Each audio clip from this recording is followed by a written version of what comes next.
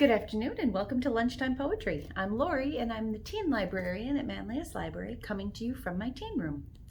It's baseball season, or it should be, and we've had baseball on our minds a lot here at the library, so I thought I would read you some baseball poetry from American Sports Poems, selected by R.R. Knudsen and May Swenson. And this is a book in our collection.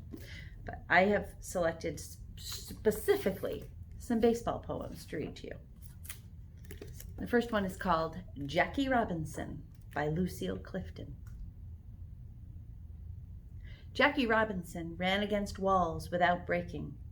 In night games was not foul, but brave as a hit over white stone fences, entered the conquering dark. By Lucille Clifton. That's Jackie Robinson.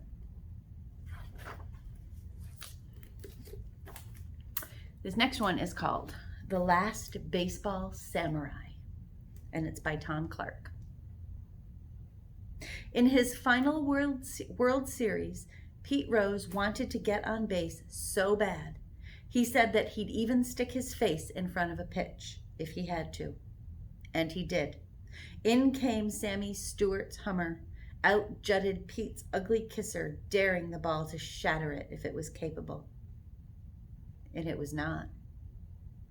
And that's The Last Baseball Samurai by Tom Clark.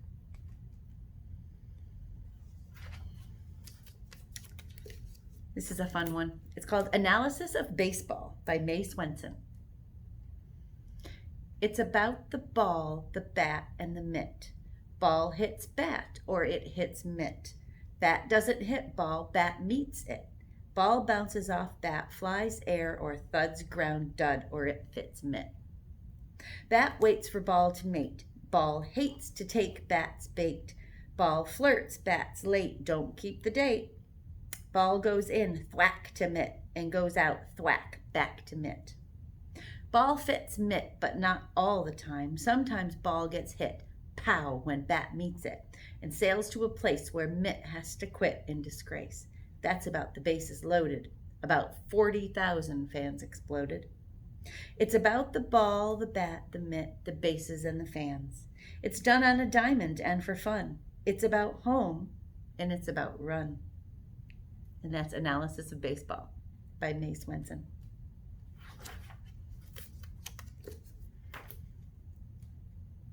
This is called I've Never Written a Baseball Poem for Reuben Jackson, who has. And it's by Elisa Vieta Ritchie. I didn't even make the 7th grade girls' 3rd team substitute. Still can't throw straight. Last Easter, scrub game with the kids, I hit a foul right through Captain Kelly's French doors. Had to pay. Still, these sultry country nights, I watch the dark ballet of players sliding into base and shout, safe, he's home. And so am I.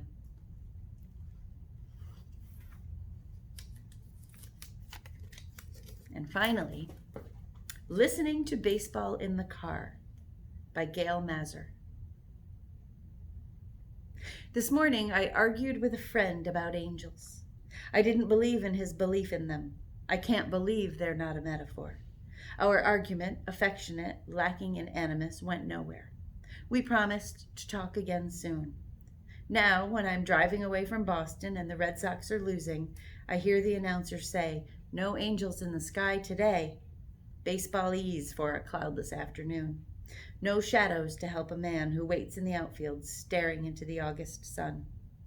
Although I know the announcer's not a rabbi or sage. No, he's sort of a sage, disconsolate philosopher of batting slumps and injuries. Still, I scan the pale blue sky through my polarized windshield, fervently hoping for my fading team, and I feel something a little foolish, a prayerful throbbing in my throat, and remember being told years ago that men are only a little lower than in the angels. Floating ahead of me at the Vermont border, I see a few wispy horse-maned clouds, which I quietly pray will drift down to Fenway Park, where a demonic opponent has just slammed another Red Sox pitch, and the center fielder, call him Jim, runs back, looking heavenward, and is shielded and doesn't lose the white ball in the glare. And that's called Listening to Baseball in the Car by Gail Neisser. I hope that you have enjoyed today's lunchtime poetry. This has been Baseball Poems from American Sports Poems, selected by R.R. Knudsen and May Swenson. Thanks for joining me. My name is Lorie, and I am the teen librarian at Manlius Library. You can find me here every Friday at noon on the Manlius Library YouTube channel for more poetry at lunchtime. If you are a teen signed up for the summer reading program, your secret code today is JOLLY, capital J-O-L-L-Y, JOLLY. Go on over to the Lunchtime Poetry Mission and enter that for today's activity to get the points. I hope that you have enjoyed the poems today, and I hope that we'll see you next week. Have a great weekend and happy reading.